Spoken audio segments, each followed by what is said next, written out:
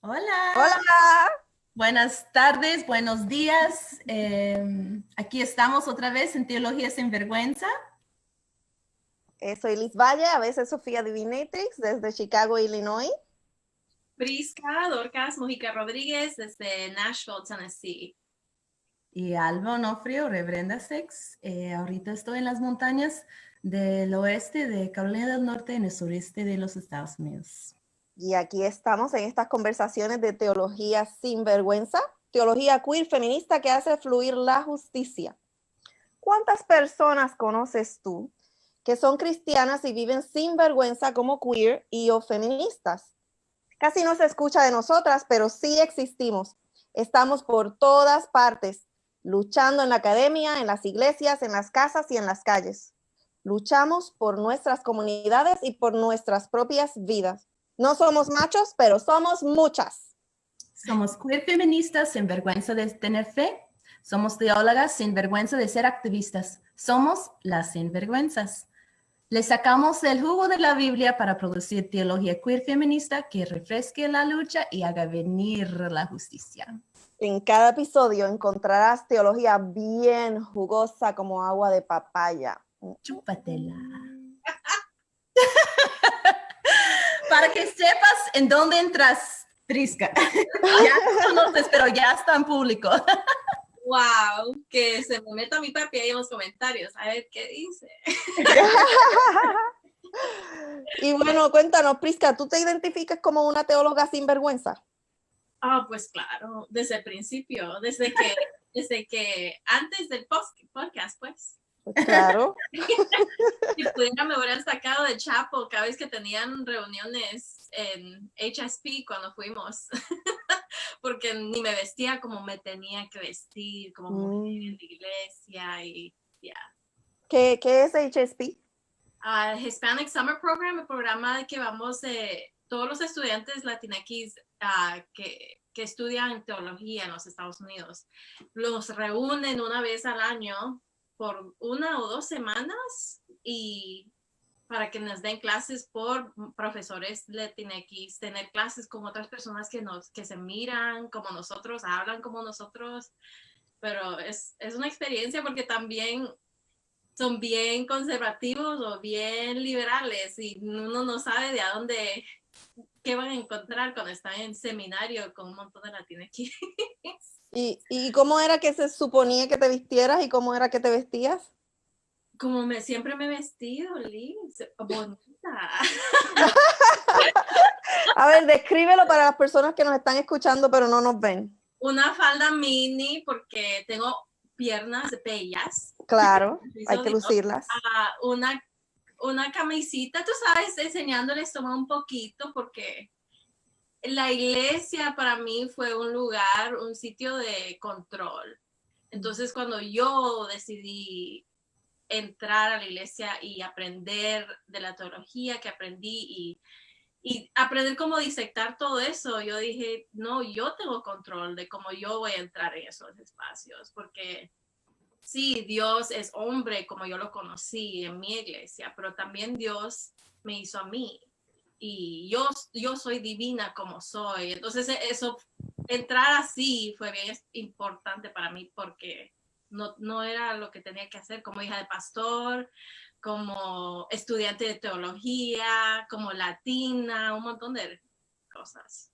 Y para los que nos están escuchando, que no la ven, Prisca tiene tatuada en su garganta la palabra divina y ahí está mostrándole a la cámara. Pero ¿cómo fue fácil para ti? ¿Cómo fue parte de tu vida desde niña de ser? Yo quería hablar de eso porque tu plataforma se llama Latina Rebels, como rebelde. Y me parece súper interesante, es súper poderoso, súper ya famosa por esa plataforma y por escribir muchas cosas y para mí la rebeldía es algo que nos enseña desde niñas que las mujeres en particular, pero cualquier tipo de rebeldía contra el orden es contra Dios.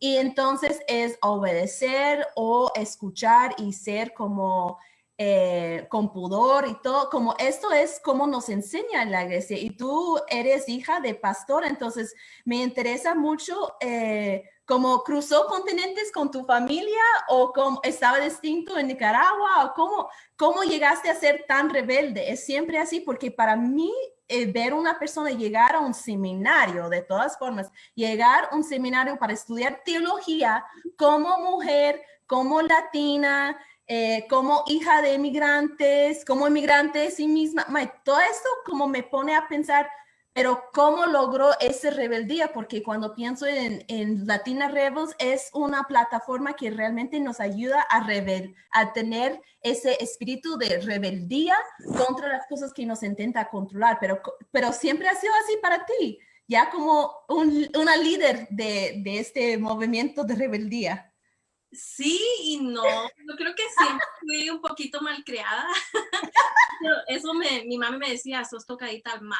Esa era la frase que siempre me decían, y no era porque hacía drogas o tomaba, bebía, no hacía nada. Honestamente solo quería hablar más de lo que debería de hablar como mujer. O preguntar demasiado. Yo me acuerdo cuando pregunté a mi mami, ¿y por qué si Dios tiene control de todo? ¿Por qué decidió crear a un hombre que iba a ser parte de la crucifixión de Jesús? Sí, ese es porque ese fue el plan de Jesús y mi mami, de Dios, y mami, no andes preguntando esas cosas. Dios sabe todo y por qué lo hace. Así que siempre yo quería más, pero nunca me lo daban. Y después llegué a Vanderbilt y conocí a personas como Alba y Liz y personas que dijeron, no voy a existir así. Y viendo diferentes realidades, yo dije, algo tiene que cambiar porque yo no puedo participar en mi propia opresión. Pero fue, por ejemplo, verlas a ustedes y ver a profesoras, Dr. Stacey Floyd Thomas, decir, no, aquí nadie me va a llamar y me van a esperar que yo sea la mami, la que va a ser el ejemplo como mujer negra y siempre va a amarrar y amar a los estudiantes blancos para que no se sientan ofendidos por mí porque soy mujer negra. Ver eso live, yo dije, yo no tengo nada más que revelarme a todo lo que me habían enseñado, pero si ustedes me conocieron, like Alba especialmente, yo era una persona bien diferente cuando empecé de Benevisco. Era otra persona. Y hablando de eso, yo creo, me parece que hubo un evento en tu vida que fue bien transformador y que el aniversario fue ayer, el 5 de mayo, ¿no fue así? Ajá. ¿Quieres contar sobre eso? Yo no sabía que 5 de mayo era la gran cosa para nadie, especialmente para gringos, para nada. El afán con 5 de mayo, para nada, es que nada. Y que todo el mundo se me acerca, feliz 5 de mayo, ¿qué vas a hacer? Y yo no sé. Nunca en mi vida lo había celebrado, ni lo había oído, no era nada. Y de repente... Es que los gringos no saben que no es, que realmente no es como... No es el 4 de julio, gringos, no es el 4 de julio. Vamos a tocar.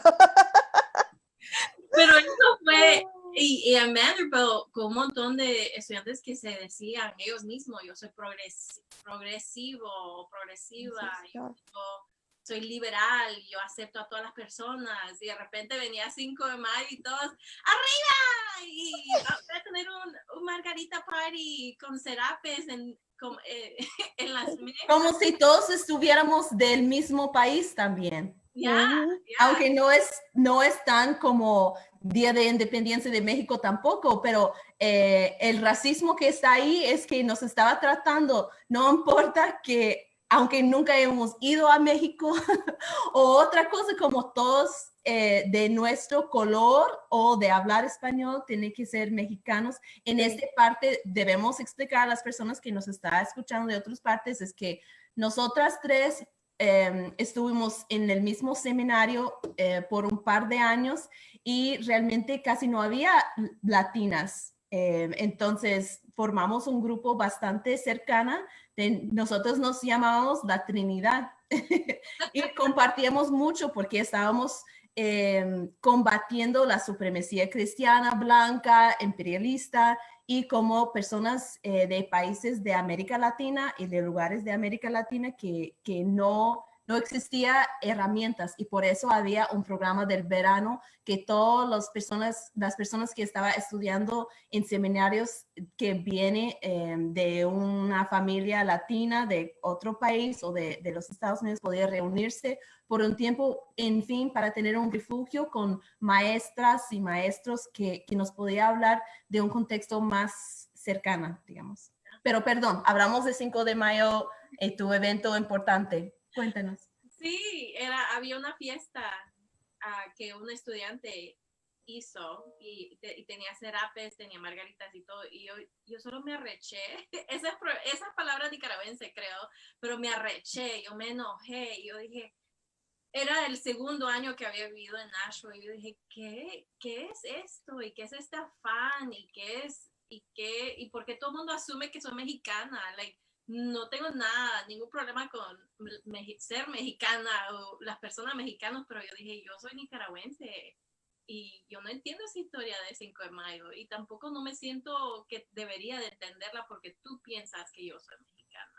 Y de eso salió Latina Rebeldes en 5 de mayo de 2013. Mira, Rina Ramos, que ha estado anteriormente en otro de nuestros episodios, le pasó algo similar. Ella dice, sí, yo me sorprendía de las felicitaciones de 5 de mayo cuando yo soy salvadoreña. Sí, exageran aquí, se pasan. Se pasa. Entonces, Mira, no, yo quiero entrar un poquito más en esto porque tenemos una audiencia que viene de muchos países. Ya hemos tenido en ese programa personas que vienen de Perú, de El Salvador, de Costa Rica, de Puerto Rico, Colombia. Entonces, venimos de muchos contextos, pero algo que creo que es importante nombrar es que en este país, en los Estados Unidos, hay más de 60 millones de personas latinas que aquí a veces es difícil porque aquí hablamos de esta identidad como la latinidad. Y para mí me parece muy interesante porque cuando estamos en otros lugares, una persona es costarricense, boricua, lo que sea, pero aquí muchos de nosotros nos nombramos como una entidad unida de latina. Entonces, me gustaría, porque Prisca, tú vivías en Miami, entonces eso es un poquito entre América Latina y los Estados Unidos como Gringolandia, es como un lugar toquecito en medio. Entonces, ¿cómo llegaste a nombrarte como latina? Porque tu familia, tú eres de Nicaragua, y entonces, ¿cómo cruzaron? Y para ti, ¿qué es este? Porque hay muchas personas, muchísimas personas inmigrantes que no le gusta como nombrarse latina o latino, porque están, o latinex. Entonces, primero es como, ¿qué es esa latinidad y por qué existe aquí? Porque para muchas personas afuera de este país no tiene ningún sentido. ¿Qué es eso, latina? no. Sí. En Miami yo no me identificaba como latina. Yo creo que porque todo el mundo era latinex. No era parte de la conversación, que fue yo creo que lo bello de esa experiencia. Yo también crecí en una área que se conocía como Pequeña Nicaragua en Miami. Entonces, yo sabía que todo el mundo era nica en mi vecindario. Y la comida no había cambiado, había quesillos en todas las esquinas. Todo era como vivir en Nicaragua, pero con aire acondicionado. Buena. En Nashville, el shock me interruptó mi vida, me cambió todo lo que yo había pensado de mí, de otras personas, porque yo me acuerdo cuando tú, Alba, te acercaste a mí en el primer día que nos vimos en ¿cómo se llama? Cuando hicieron, era un evento para los nuevos estudiantes, y Alba se acercó a mí, me imagino porque latinidad era más enfrente de ti y tú me reconociste, pero yo dije, ¿y por qué me está hablando?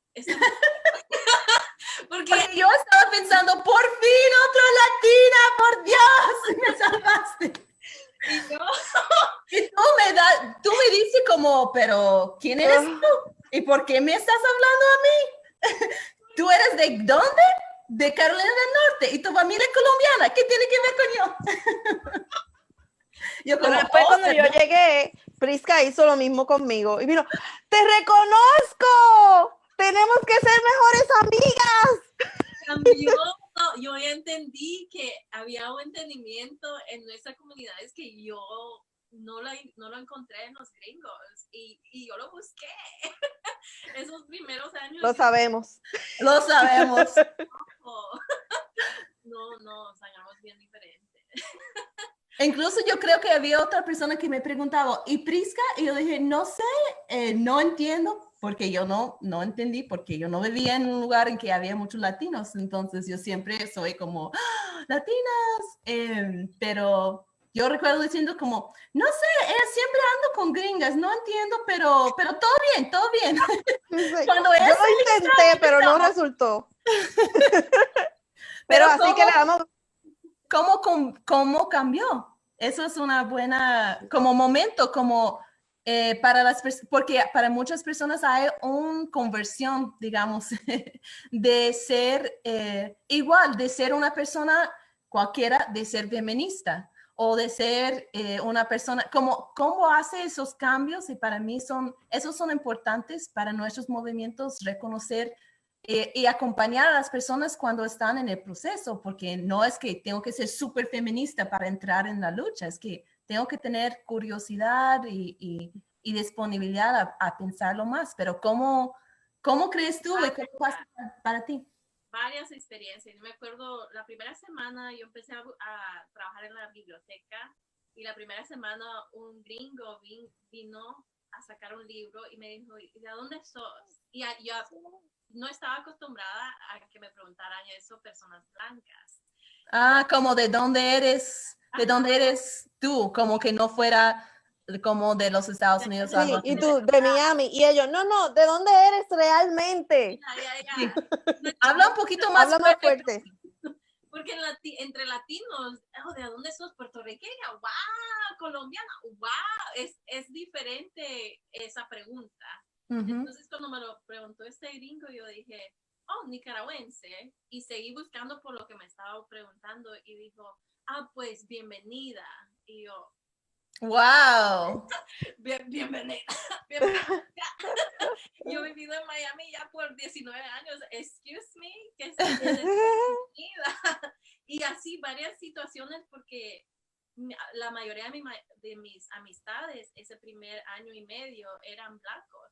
Entonces fue varias experiencias con ellos, yendo a bares y alguien preguntándome, todo el mundo hablando de Vanderbilt y yo, yo también estoy en Vanderbilt y no, enséñame tu ID de la escuela, cosas así que yo dije, aquí no me están leyendo como una humana, una persona que tiene partes complejas y puede hablar de varias cosas, no, aquí me están viendo como mexicana, fue lo primero, y diferente. Y yo dije, tengo que encontrar a otras personas que están viviendo estas experiencias. Pero fue varias situaciones que me quedé en fiestas, bola, diciendo, ¿y por qué esto me acaba de pasar con esta amiga supuesta?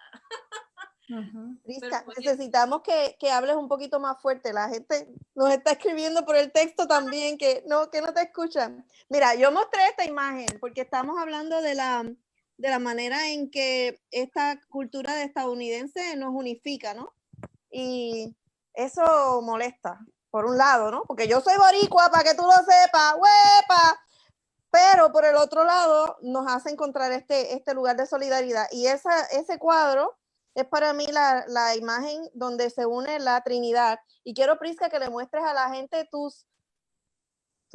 tu puñito, muéstraselo ahí. Prisca dice que ella es loca y que. Entonces, yo soy la puta y Alba es la rara. Entonces, las tres estamos aquí. Le voy a decir cómo, mira. Oh my God. Descríbalo, Liz, para los que no pueden ver la cuadra. Esa es una flor cala, lirio cala, color amarillo. Y si ven en mi brazo, en mi antebrazo, yo me tengo un tatuaje también de una lirio cala color amarillo.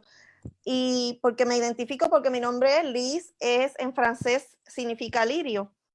Así que ahí estoy yo. En aquel tiempo, Alba y Prisca, las dos estaban como interconectadas con respecto a la Virgen de Guadalupe, pero Prisca tenía una imagen que era una vagina formando a la Virgen de Guadalupe, y Alba estaba escribiendo sobre la Virgen de Guadalupe como un lugar de refugio para personas como nosotras. Entonces, ahí lo voy a mostrar otra vez, dentro de la flor, si ven, hay una persona. Y si no, también esa persona está dentro de una vagina.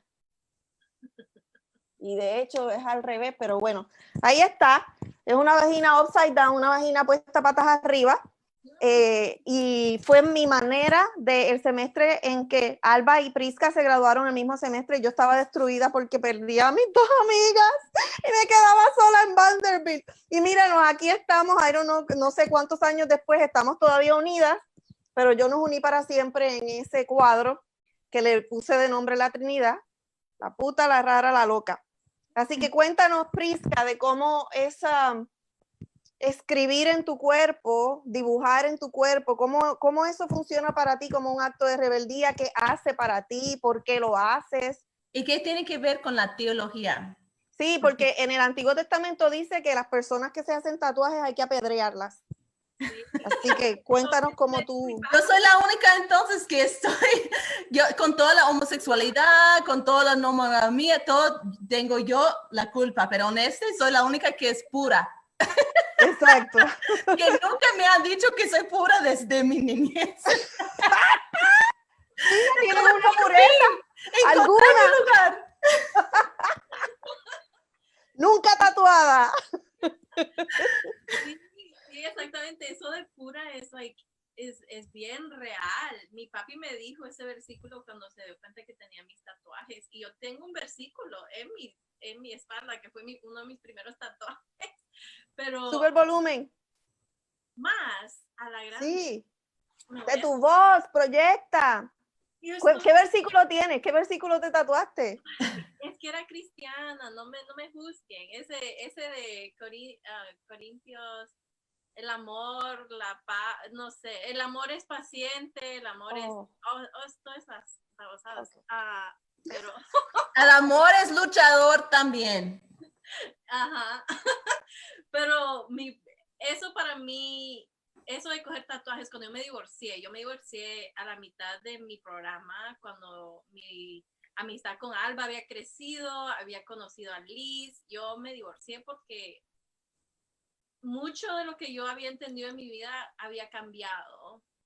Y entonces yo no podía seguir con una persona que no entendía, él era blanco y no le entendía nada de racismo, no entendía, se sentía victimizado por mi radicalización. Entonces cuando me divorcié, mis papis se enojaron mucho conmigo, me dijeron que era mi culpa, que leía mucho, por eso las mujeres inteligentes, un montón de cosas horribles. Y entonces yo empecé a coger tatuajes, a todas las palabras que se me decían a mí feas, como loca. Loca fue dicho mucho de mí para como rechazar lo que estaba diciendo. Entonces decían, ¿querés coger una maestría? Estás loca. O que te encanta leer, estás loca. Vas a encontrar a alguien un día que te va a calmar o te va a normalizar. Eso era... Controlar. Ya, entonces eso fue loca, eso fue uno de los primeros tatuajes, pero divina también, porque aceptando que Dios, reclamando Dios fuera de las manos de el patriarquismo, esencialmente, fue para mí decir, no, yo también tengo divinidad en mí, siendo mujer, porque eso fue radical. Yo me acuerdo cuando miré la primera mujer que fue ordained. Ordenada. ordenada, yo lloré sentada porque yo nunca, eso para mí era algo santo. Yo nunca había visto eso suceder y un montón de otras mujeres era Yolanda, oraron por Yolanda y yo sentada, porque es que no puedo decirlo suficientemente, yo era una persona diferente. Entonces, empezar a coger tatuajes y decirme cosas a mí, reclamar cosas que se me habían quitado de mí, fue parte de yo ser quien soy hoy. Pero fue un proceso bien largo y dolió mucho. Podemos hablar de divorcio un momentito porque yo creo que es un tema que para todas, es un tema que Traducción, antes de seguir. En algunos países latinoamericanos, como aparentemente Nicaragua y Puerto Rico, coger significa agarrar o tomar. Yeah. Aclaración, porque en otros países significa otra cosa. Pasemos a conversar sobre divorcio.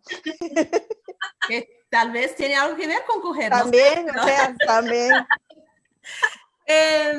Sí, quiero que hablamos de eso porque nos quedamos en matrimonios por obligación, por ser buenas mujeres y si algo nos pasa a nosotros y no somos la causa del divorcio, hay simpatía, pero todavía está en pecado. Y yo estaba hablando con de uno de mis ancestras que estaba hablando con una prima de mi mamá y ella me estaba contando qué dolor era para su mamá no poder estar en la iglesia católica, que para ella fue muy importante porque ella estaba con un hombre que su ex esposa todavía está viva, entonces ellos no podían casar, eso fue en los años 50, que no podía casarse, entonces toda su familia fue ilegítima y el dolor que causó a su mamá porque no podía formar parte de la iglesia como buena mujer. Entonces, creo que eso como que cuando nos pasa a nosotros, no por nuestra culpa, es una cosa, pero si nosotras tomamos una decisión de no seguir en un matrimonio, es algo que es como casi peor que la homosexualidad, porque ya nos están diciendo por lo menos deben casarse, pero las personas que entran en el matrimonio, que es algo sagrado y todo eso, y se deciden salir de un matrimonio, para mí es algo que realmente es una herramienta bastante fuerte de la culpa, del rechazo, de controlar los cuerpos de las mujeres, que implica muchas cosas en cuanto a tener bebés, en cuanto a la posibilidad de estudiar, en cuanto a la posibilidad de ganar dinero. Entonces, podemos hablar un momento de la teología o que realmente sí creemos que está bien divorciar. Eso es algo que uno puede hacer como teóloga, como puedo decir que es algo moral pensar en terminar un matrimonio. Liz. Bueno, yo creo que en gran parte... Lo jugoso. En gran parte esas ideas vienen por una interpretación literal de cuando Jesús dijo, estaba interpretando el Antiguo Testamento, ¿no? De ¿qué dice Moisés sobre eso, no? Que cuando Dios los creó, hombre y varón los creó, y por cuanto lo que Dios unió, no lo separe el hombre. Y también Jesús dijo que Moisés permitió el divorcio, pero que no era un modo de permisión, no de que eso era lo que quería. Y dice que no. Sí, Mateo, que no se divorcien, ¿no?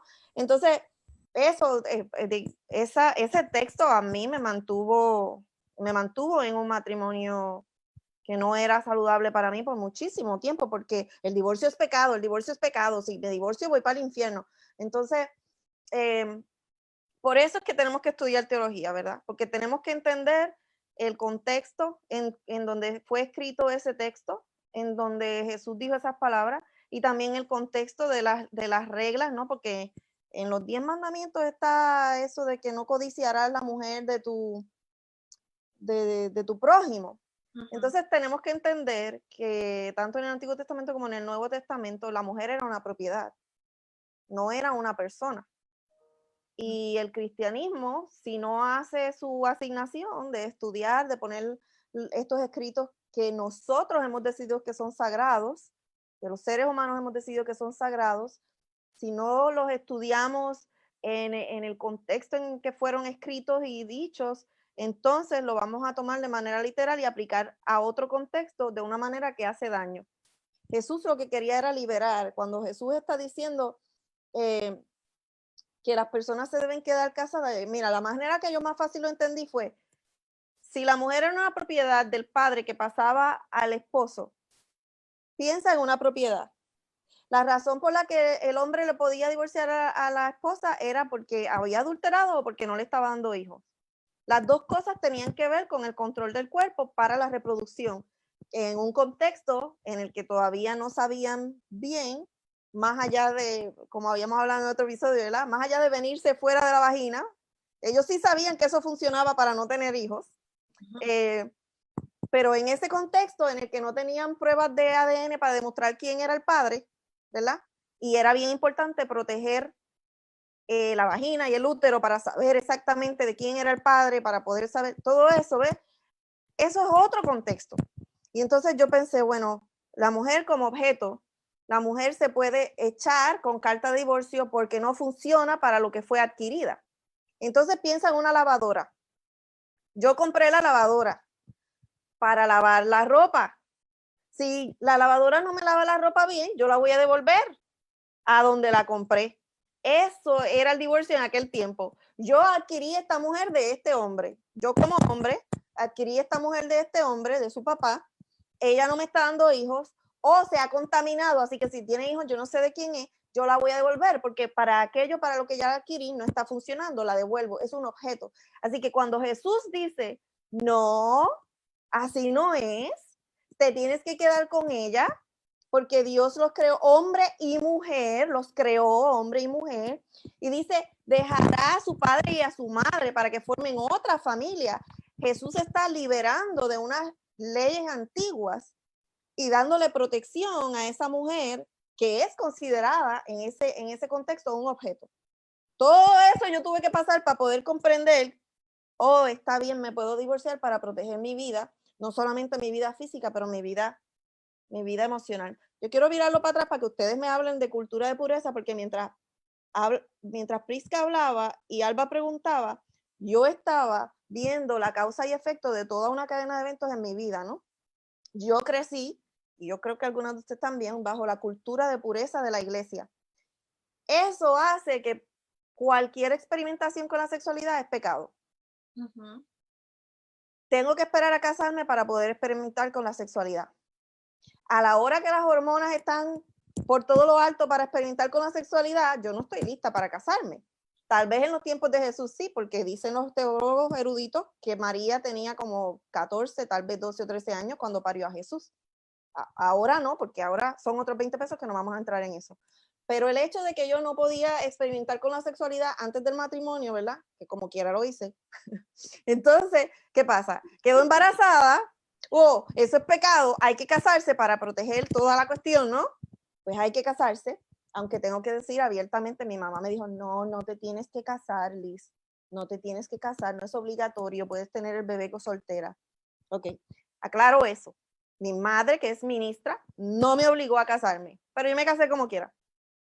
Entonces, pero fueron todas esas decisiones que yo ahora pienso que fueron mal decididas, todas tuvieron que ver con la cultura de pureza, de que este era el orden de hacer las cosas y yo pues, como quería experimentar con la sexualidad, hice esto, después esto, después esto, después esto, y ahí estuve 13 años en una relación que me estaba lastimando.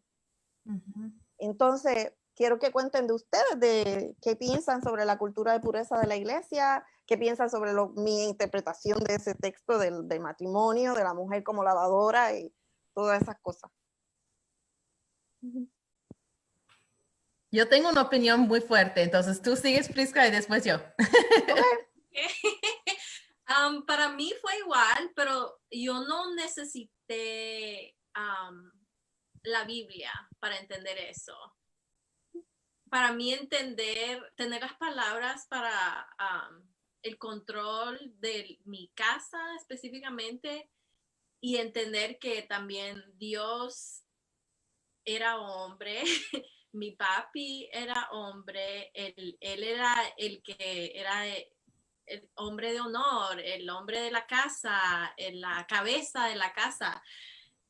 Para mí decir, no, yo no tengo que estar mirando a eso, sino a cómo yo puedo manejar esta trauma generacional, porque mis dos abuelas estuvieron casadas con hombres que tuvieron otras mujeres y se quedaron. Y también yo creo que la generación después, que fue mi mami, se casaron con hombres que no hacían eso, pero no las trataban súper espectacular o como iguales.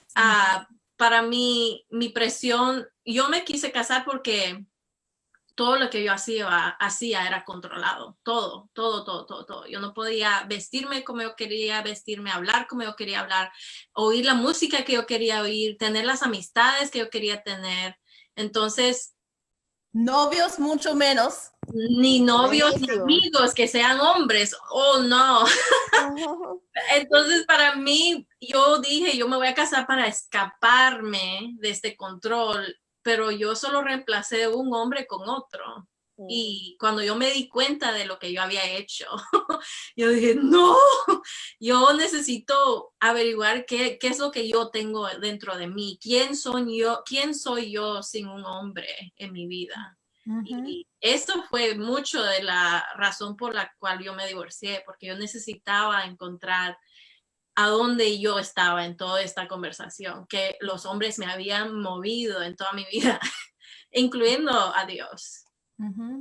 Interesantísimo, porque sí, yo creo que yo vengo de una familia en que mi mamá falleció, entonces yo estaba con mi bisabuela, entonces todo a mi alrededor los hombres habían muerto o no estaban por otra razón, entonces yo no tenía modelos de qué era el matrimonio o qué debe ser la cosa con hombres en general, porque solo en mi imaginario y tal vez con el pastor y su esposa, pero en general como nada.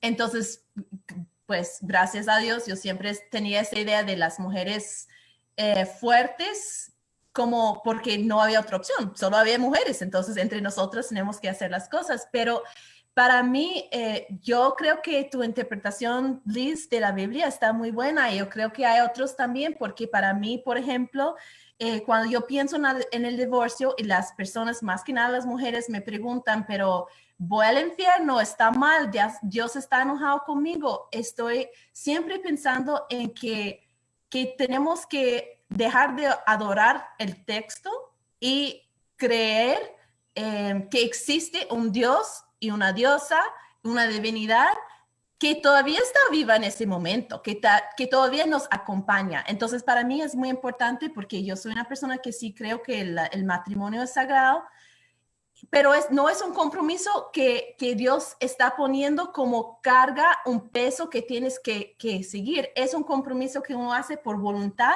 Y cuando ya el compromiso no está por el voluntad, que uno se está escogiendo y decidiendo eso todos los días, ya no es matrimonio. Entonces hay cosas, en mi opinión, hay cosas que hay que hacer para cambiar el compromiso, pero el compromiso incluso de un matrimonio no es que yo voy a ponerme bajo un hombre, ni en el matrimonio igualitario, que yo en reemplazo un hombre para mujer y ya voy a ser, yo tengo que decidir si yo voy a ser el hombre o la mujer, pero incluso tenemos que tener un cabeza de casa y sea una como persona macha o yo como la dama, pero seguimos con la misma, como con el mismo patrón, que para mí no sirve nada. Es decir, la mejor versión de mí quiere tomar un compromiso de estar conectado con esa tal persona y de construir familia juntos.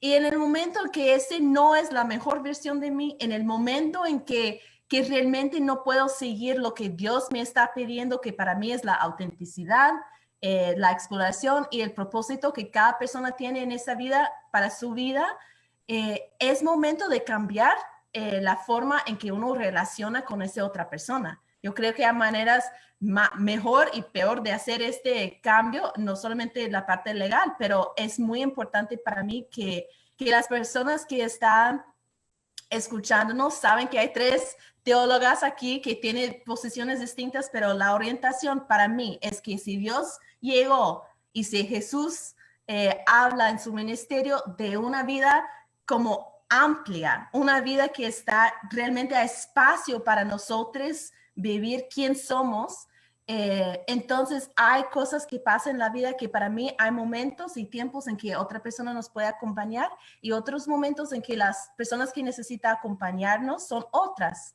Y para mí eso no es solamente el matrimonio entre 2 personas que está basado en una relación sexual, porque realmente las personas, si yo estaba tomando votos, sería más con mis amigas, mis compas que han realmente salvado mi vida muchas veces y que yo dependo de seguir conmigo, no está basado en con quién estoy tomando relaciones sexuales, porque para mí eso se puede cambiar.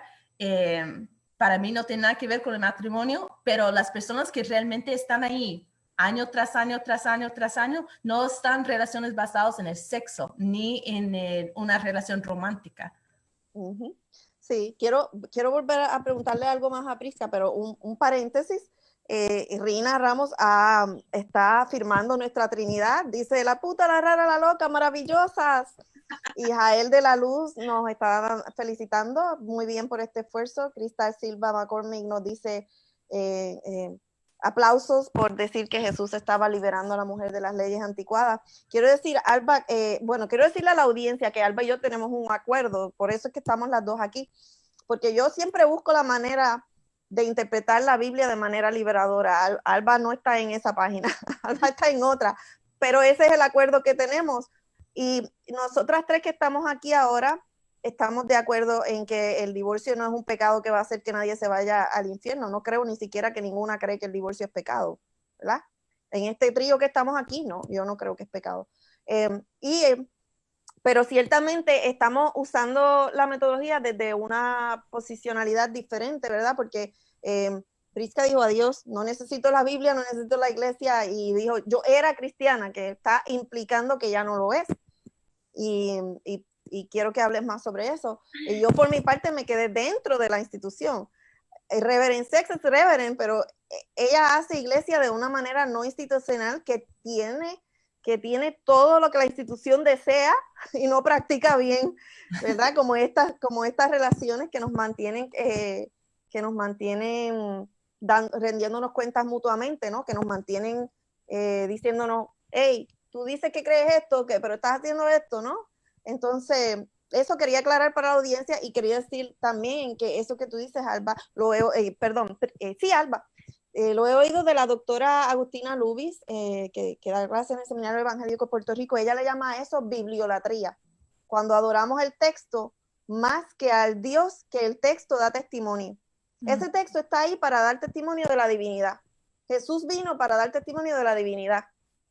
Pero nosotros le ponemos más énfasis al texto que a la divinidad. O más énfasis a la predicación, o al pastor, o a las leyes, que a la divinidad.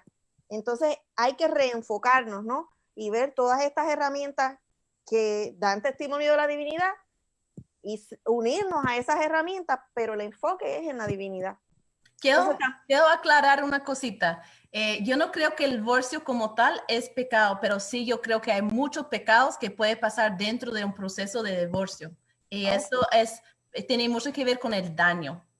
Sí. Intencional o como por cosas económicas, porque puede usarlo de la otra manera y decir, no, pues entonces yo puedo divorciar a mi esposa y yo llevo conmigo el dinero, la casa y todo lo demás y está ahí, no pasa nada, no estoy diciendo esto. Y tampoco no estoy diciendo que las mujeres que dañan a sus parejas, hombre, mujer, lo que sea, sin realmente tomar responsabilidad afectiva por cómo es la otra persona. No estoy diciendo que listo, hoy me voy, chao, adiós. Y no pasa nada. No, pero quiero decir que el divorcio como tal no es el pecado, es el daño y la falta de intención y falta de atención a una relación que fue importante y está parte de una comunidad.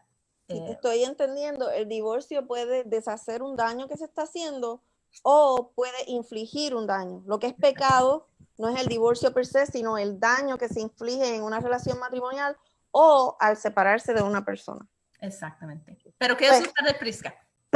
Prisca, entonces cuéntanos, porque dices que tú eras cristiana, ¿qué te consideras ahora, número 1? Y número 2, ¿quiénes son tus ancestros? ¿Quiénes son esas personas de quienes tú buscas la sabiduría para establecer tu creencia actual, la fuerza para poder recuperar tu control de tu cuerpo, para decir, sí, me voy a pintar el pelo de rosado como lo tengo ahora, o mitad blanco y mitad negro como lo tuviste un tiempo, o un triangulito en la...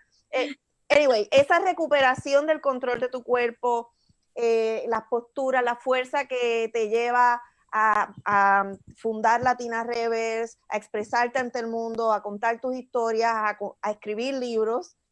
¿Dónde? ¿Quiénes son esas personas? Pueden ser teóricos, pueden ser teólogos, pueden ser familiares tuyos, pueden ser personajes históricos. Tú cuéntanos. No sé si no soy cristiana, pero no voy a iglesia y no leo la Biblia, porque como niña era costumbre leer la Biblia todas las noches y la leí. La leí entera como 10 veces. Wow. Y fuimos a la iglesia, íbamos a la iglesia domingo, sábado para los jóvenes, jueves para reunión de casa, miércoles para reunión en las iglesias y práctica porque mi papá era encargo de la banda, pues, de los coros, él tocaba el piano y el bajo. Entonces yo tengo más iglesia en mi sangre que quiero, ya por de acuerdo, yo también.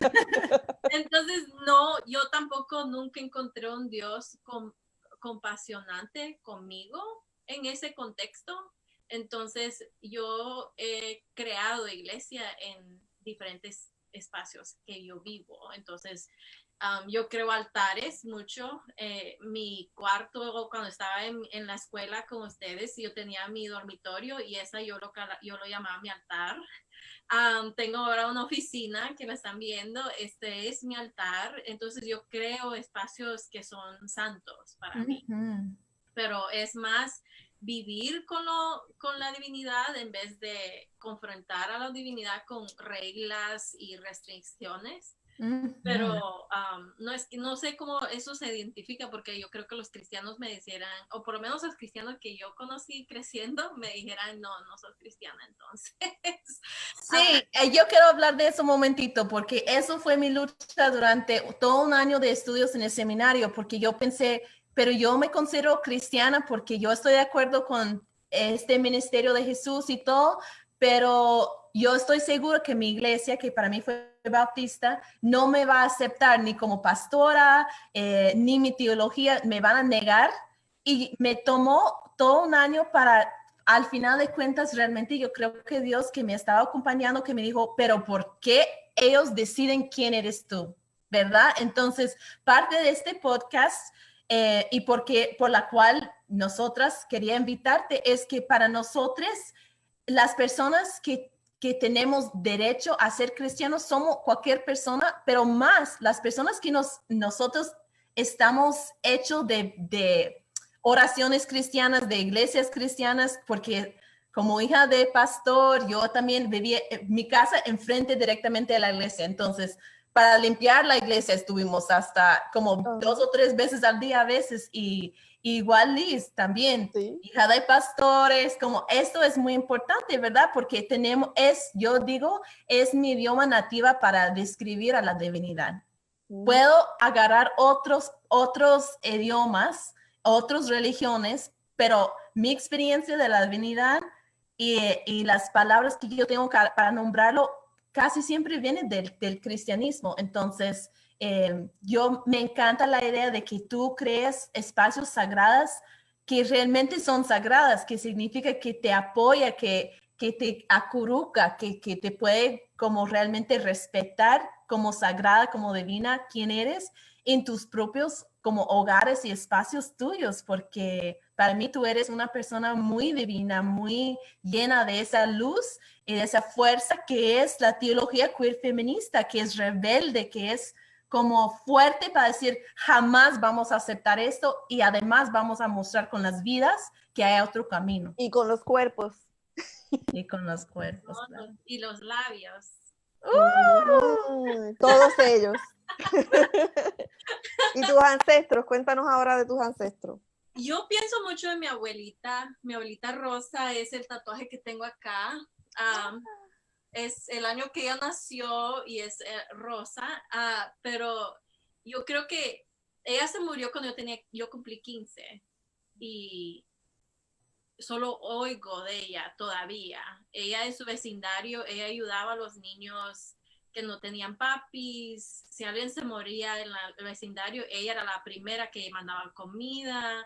También ella se casó en Jinotega con mi abuelo, que es bien, bien chiquito, era indígena el pueblo hasta como los early 1900. Así que era bien indígena ese pueblo. Ella tiene sus rasgos bien indígenas, tuvo sus rasgos bien indígenas, pero mi abuelo tenía mucho, era Wandering Eye. Se le iba los ojos, se le iban los ojos, se le iban los ojos. Sí. Entonces ella decidió, tengo que sacar a mi familia de acá pensando que era el lugar y no el hombre. Nos sacó a todo el mundo y los mudó a Managua, que es la capital de Nicaragua, y hizo su tienda. Ella tuvo una tienda en su casa y ella vendía picos y mangos y cremas y todo el mundo la conocía, a la abuelita Rosa. Todo el mundo la llamaba abuelita a ella, pero ella era fenomenal. Ella tenía decisiones y yo me acuerdo como chiquita, yo le decía a mi mami, yo no quiero ir a la casa de la abuelita, ella solo pelea con el abuelo, como niña, no entendiendo que ella estaba gritando por existir. En un tiempo que nadie quería eso para las mujeres. Y ella, cuando se murió, tenía como $10,000 en el banco. Ella setió situaciones para sus hijos que estuvieran bien y yo digo, yo no conocí a esta mujer para nada. y yo solo siempre pienso que ¿qué hiciera era chingona? ¿Qué hiciera esta chingona mujer si estuviera en esta situación? Ella no toleraba nada, ella no se iba a sentar y no era dulce, esa no es la palabra para mi abuela, pero era fuerte.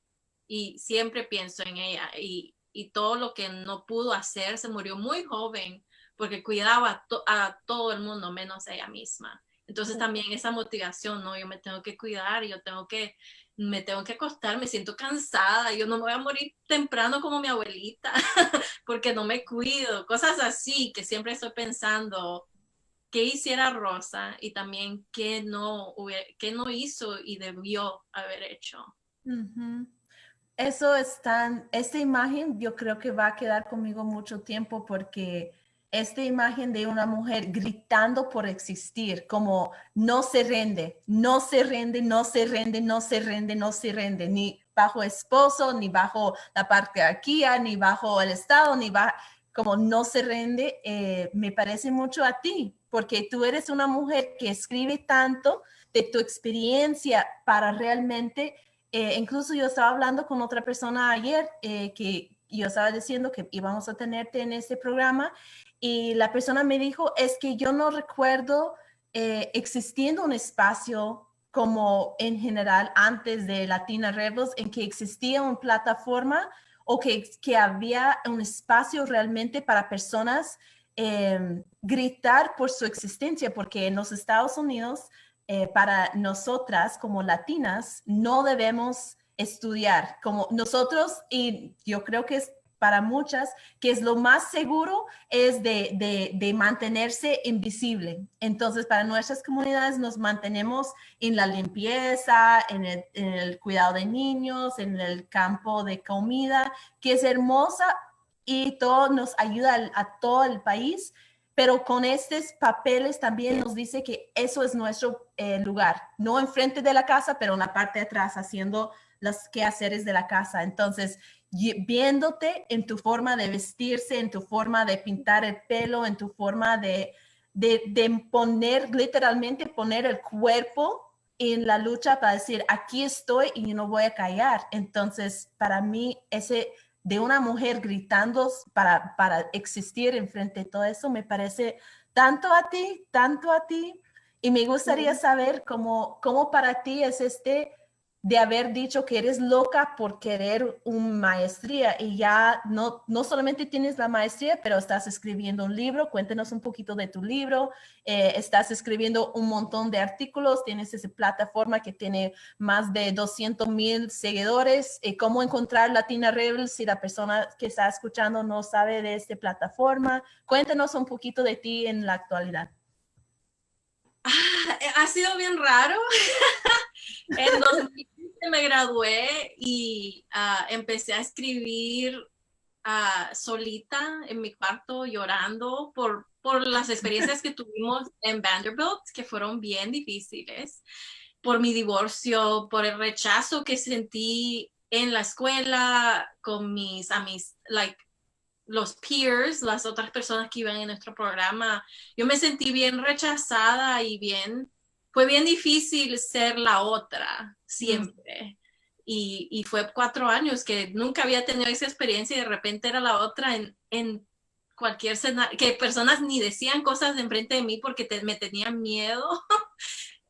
Eso fue bien difícil, irme a casa, a la casa de mi mami y mi papi y regresar a la tradición. De repente ellos iban a ir a la iglesia con nosotros y yo no entiendo qué está pasando. Me miran, pero como que no me están mirando.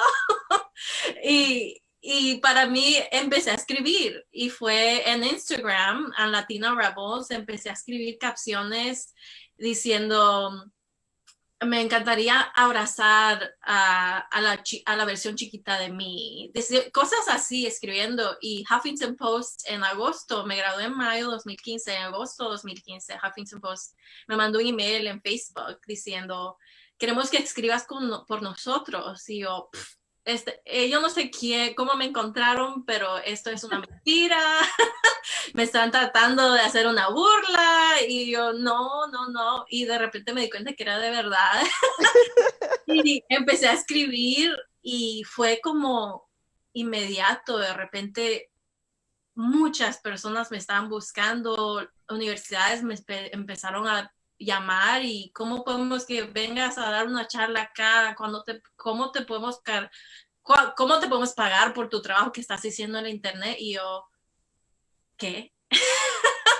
yo me he sentido como si estaba tratando de mantenerme encima de lo que está pasando abajo de mí, bien porque rápido. había una necesidad tan grande, porque no había alguien que realmente había hecho un esfuerzo en nuestra generación de ponerse ahí enfrente y demostrarlo con la vida, y también además estar tan abierta, porque tú compartas cosas pero tan íntimas para nosotros sentirnos como conectada a tu vida, como me siento conectada aunque no hemos hablado en años, porque cuando te leo estoy como, wow, yo conozco a esa persona y esto es una compa, es una hermana. Sí. Gracias. Sí. No, ha sido una interrupción. Perdón. Cuéntanos. Hay tiempo. Oh. ¿Sí? ¿Hay tiempo de hablar de los misioneros? Oh, pero sí. Sí, pero vamos a hablar.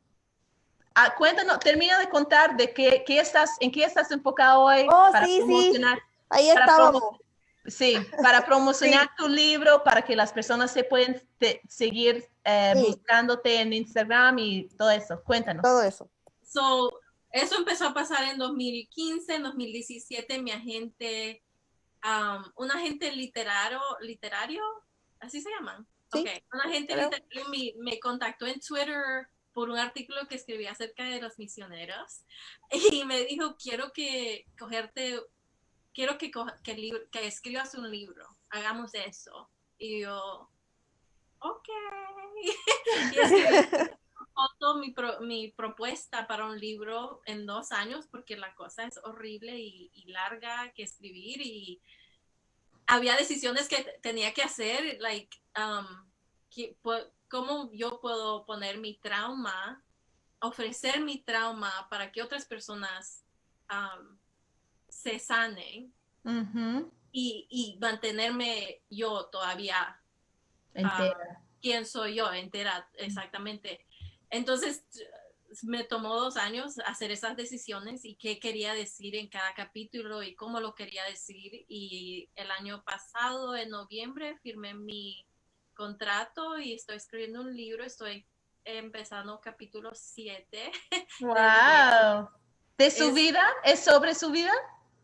es lo mismo que escribo yo en la academia, en la escuela. Aprendí que las personas que cogen degrees o papeles como nosotros cogen los títulos, se ponen expertos a decir a todo el mundo qué hacer en experiencias que no han vivido. Entonces, yo dije, ¿cómo yo Amén, puedo? amén. Predícalo, hermana, predícalo. Entonces yo digo, como una decolonialista, como alguien que quiere ayudar a personas, ¿cómo hago el trabajo de ayudar sin perpetuar ese acto violento de decir a personas cómo hacer y vivir sus vidas sin haber vivido sus vidas? Entonces yo dije, no, yo voy a escribir de yo. Esto es lo que yo hice, esto es lo que a mí me pasó, esto es lo que a mí me dolió, esto es lo que yo hago hoy. Esto es lo que yo he perdido por todas esas decisiones que hago y lo que digo. Esto es lo que he ganado y ahora es para que tú decidas si tú quieres hacer algo igual con tu vida. Pero el punto es enfocarme en mí, pero que ojalá que refleje en un montón de personas. En cambio. Eso es Y una claro que posición. refleja. Por eso es que te invitaron, ¿no? ¿Cómo se va a llamar el libro? No sé todavía, yo no soy buena a los títulos, yo estoy dejándolo a un equipo que ¿Y decida. cómo te siguen en Latina Rebels? ¿Cómo encuentran Latina Rebels en línea? ¿Cómo te siguen? Latina Rebels en Twitter, Facebook, Instagram, y Prisca Dorcas en todas las plataformas también, pero estoy hasta en TikTok empecé y esa es para los teenagers, así que veremos qué pasa ahí. También creo que es una posición bastante, una metodología muy queer feminista de tomar la posición de empezar con el yo, porque como en nuestra teología, como hablamos de la teología y cómo es distinto, ¿verdad? Y como en vez de empezar por allá, sea que dijo el pastor, el sacerdote, que dice la Biblia, que dice tradición, una teología queer feminista toma como nosotros decimos, ok, somos hechos en imagen y semejanza de Dios, de la divinidad. Y entonces nuestras experiencias también merece ser un lugar que desde ahí hacemos la teología. Entonces, nuestras experiencias como personas queer, como personas trans, como mujeres, como inmigrantes, lo que sea, esto ahí también está Dios. Si hay una divinidad, está con nosotros. Entonces, esa posesión en cambio de todo lo que aprendimos de muchos tipos de teología, de esa teología muy liberativa, de empezar con las experiencias, porque realmente podemos solamente ser expertas en nuestras propias experiencias en mi vida. No hay nadie que puede negar mi experiencia porque es mía. No puede negar qué pasó con mi cuerpo porque es mía. Entonces, esa idea de empezar en lo que realmente somos expertas y de allí poner metodología de teología, de teoría, desde ahí nos pone en una posición en que no nos puede negar. Entonces, eso para mí es, aunque el libro no es de la iglesia como tal, pero esa es una forma muy, muy, muy que tiene que ver con la sagrada, que es la experiencia y el ser y el cuerpo de una persona, y eso es teología queer feminista. Solo quería, Y también siempre es cuando teoría. quería poner esto. Sí, y también es teología mujerista, ¿verdad? Que dice que la vida, la experiencia cotidiana, la vida diaria de las mujeres latinas, latinex, como lo es Prisca, como nos han catalogado a nosotras tres, es el lugar donde se produce el conocimiento teológico. Y eso yo creo que ha influenciado un poco, ¿verdad? Tu trabajo, Prisca, y te ha hecho una cuentista súper famosa y muy, muy, muy buena cuentista. Sí, eres muy buena cuentista. Así que cuéntanos un cuento de los misioneros. Sí, por favor. Sí, aunque sea cortito, que ya estamos terminando, pero una No, probadita. es muy importante porque, ¿verdad? Sí. Mucho, como yo recuerdo en mi iglesia, casi todas las iglesias protestantes que yo he conocido siempre tienen sus viajes con los jóvenes en los veranos. En mi iglesia lo hicimos en Apalachia, donde vivo yo, con las personas blancas, pero más pobres, que vivían en la montaña, que no sé qué. Entonces, muchas personas se sienten como que están salvando vidas, que están salvando personas, entonces es una como en la imagen de Jesús que van, como para contar a todo el mundo. Yo también recuerdo como no dábamos la comida a los niños hasta después de la lectura de la iglesia por día, entonces uno tenía que escuchar todo el mensaje antes de recibir la comida, pero para ti, ¿qué ha significado este cosa de misioneros de conversión?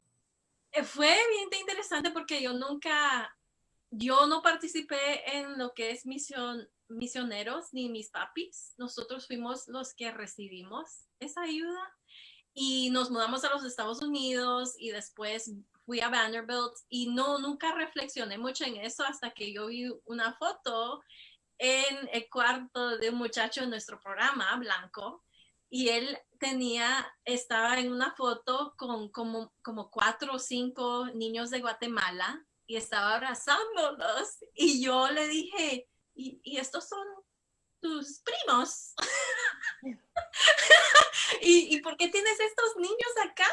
Yo no entendí para nada. Era como mirar un extraterrestre. Yo dije, y ni veo fotos de tu mami, ni tu papi, ni tu hermana, pero aquí tenés esta foto de estos niños que no con... Y yo dije, ¿cuáles son sus nombres? Y él no sabía ni los nombres. Y a mí me impactó porque yo fui parte de esas fotos con gringos que venían de misioneros. Y yo sé porque nos mandaban las fotos extras y mis papis los tienen. Yo tengo un montón de fotos con mí sonriendo, alegre, inocente, con personas que no tengo ninguna relación hoy día con nadie de ellos, ninguno de ellos. Ellos no me contactan y dicen, ¿y cómo va tu vida? Yo me he invertido en ti y cómo tú estás. No era para nada, era solamente un momento, una foto. Y yo dije, y todos estos gringos tienen mi foto en sus dormitorios, en las universidades, para que se sientan bien. ¡Qué horror! Entonces yo empecé a reflexionar ok, los blancos vinieron a Latinoamérica y al Caribe y nos cambiaron la vida y eliminaron a tantos pueblos. Ok, eso es distinto y yo entiendo cómo los gringos dicen, yo no hice eso. Pero después viendo estas fotos, yo digo, no, pero siguen haciendo lo mismo, siguen impactando y borrando nuestras culturas, nuestras religiones, nuestras tradiciones con el cristianismo. Y cuando ustedes regresan a su casa, solo regresan con esas fotos de nosotros. Y eso es violento, eso es lo mismo que hicieron los ancestros de ellos. ¿Cómo empezamos a justificar eso y cómo sigue esa práctica de misioneros blancos viniendo a nuestros países, pensando que están haciendo este acto benevolente? ¿Is that the right word? Este acto bueno, pues, pero no lo están haciendo y no tienen el análisis y no quieren tener el análisis. Esa es la palabra, no quieren tener ese análisis de que siguen arruinando vidas pero ellos dicen no, es porque es lo que la Biblia nos dice, hay que mandar la palabra de Dios a todo el mundo. No. Y entonces yo tengo un capítulo entero que estoy escribiendo ahorita acerca de eso, así que ahí veremos cuál Ahí es está. ¡Qué bueno! La probadita. Para entonces, si quieren leer la historia completa, hay que comprar el libro de Prisca cuando ya por fin salga para que lean el capítulo entero. Prisca, ¿qué con nosotros, ¿no? Ese cuerpo divino que nació femenino y que se reveló, una latina rebelde que recuperó su cuerpo de ser un objeto de hacer sentir bien a mis vacationaries, misioneros de vacaciones, a ser su propia persona. Yo creo que Liz puede ser como la promotora del libro, porque El entusiasmo. pero escuchándote hablar de esto me pone a recordar otra cosa que yo quería hablar del divorcio también, porque de nuestros países hay muchos grupos indígenas que también tenían otra forma de casar y divorciar o no casar y divorciar. Estoy pensando donde venía mi familia de la Sierra Nevada de Colombia. Hay la gente Wayuu que tiene como su cultura es matriarcal. Entonces las mujeres pueden vincularse con quien sea y tener relaciones sexuales o relaciones de pareja o lo que sea, pero ¿por qué pasa por la maternidad? Alguien nunca tiene pregunta de quién es la madre cuando dentro del tribu uno que puede ver quién está embarazada y quién está dando luz. Entonces quería mostrar como parte de la supremacía cristiana que llegó a nuestras tierras y borraron nuestras prácticas de qué era bueno, qué era malo, qué es aceptable, qué no es aceptable. Es distinto por muchos lugares porque cada terreno tenía su gente originaria, pero es también importante reconocer que parte de la teología y la moralidad que tenemos que tomar tiene que ser reconociendo que borraron nuestras mismas prácticas antes y realmente muchos de nosotros no sabemos cómo era antes o cómo es, pero saber que parte de esta violencia también es que viene mucha teología de los Estados Unidos, de muchos imperios, y llega a nuestros países, por ejemplo, en ese momento muy común de que Dios te bendice, tú eres rica es porque Dios te está bendiciendo y si tú entregas su donación para esa semana, Dios también te va a devolver 10 veces y que no sé qué, que es parte de esa cultura de convertir a las otras personas, aunque sea de formas como en ese momento la gente se siente como que están apoyando, ayudando, pero muchas veces no es con la comunidad, es por la comunidad o es encima de la comunidad y se sienten como salvadores. Sí, y es el acto, yo lo llamo, la palabra en inglés es narcissistic. Narcisismo. Eso es lo que yo lo llamo, es narcisismo, es la necesidad de sentirse especial por ayudar, pero sin la realidad de actualmente ayudar a personas. La responsabilidad de meterse en la vida de otra. Sí.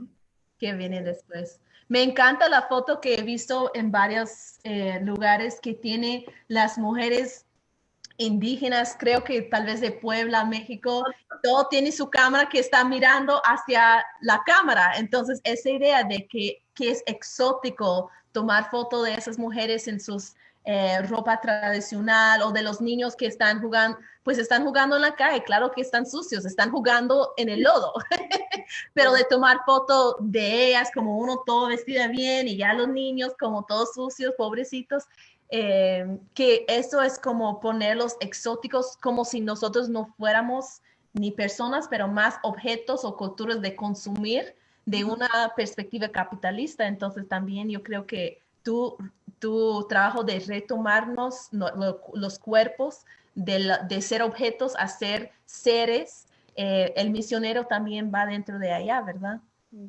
Orientalismo le llamó Edward Said. Si quieren leer un libro de 300 y pico de páginas sobre lo que Alba acaba de decir en inglés. Yo no sé si lo han traducido este libro. Tropicalismo es lo que... ¿También dice eso? Ajá. Oh, sí. nice. Para Hay los que buscarlo. caribeños específicos, pero es Tropicalismo. Ajá. Entonces, tal vez podemos poner links para las personas que están interesados en leer más de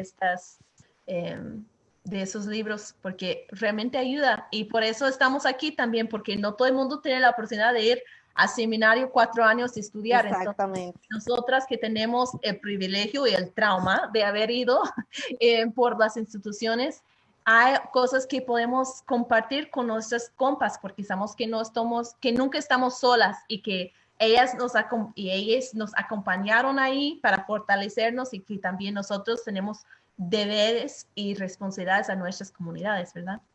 Yo quiero darle las gracias a las personas que nos han estado afirmando a través de los comentarios, en la caja de comentarios debajo de esta transmisión en vivo. Jael de la Luz, Rina Ramos, Cristal Silva, María Alejandra Salazar, Sandra Mangual, tengo que hablarles de Sandra Mangual. Sandra Mangual, gracias por vernos. Carlos Samuel Reyes Rodríguez y William Reyes. Fíjense toda la fanaticada que está dándonos palabras de afirmación sobre este programa y sobre haber hecho esta teología queer feminista que hace fluir la justicia de una manera accesible, ¿verdad? A las personas de habla española. Y nos puedes seguir Teología Sin Vergüenza, Tío Sin Vergüenza, @Tío Sin Vergüenza en Instagram. Puede encontrar Latina Rebels, Prisca Dorcas, y aquí estamos por el momento.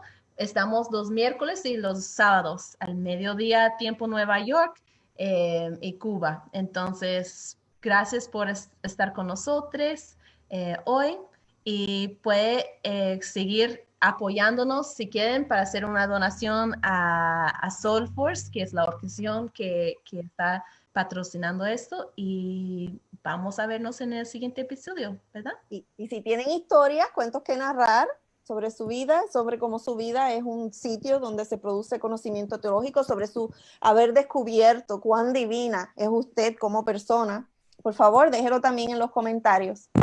Y esté pendiente a nuestro próximo episodio, que será el sábado a las 11 hora central, 12 hora Nueva York. De Nueva York. Pendiente a nuestro próximo episodio para que conozcas a otra teóloga sin vergüenza de ser activista. Somos las sinvergüenzas. ¿Eres tú una de nosotras? ¡Sí! Gracias. Sí. Te queremos mucho. Bye. Bye.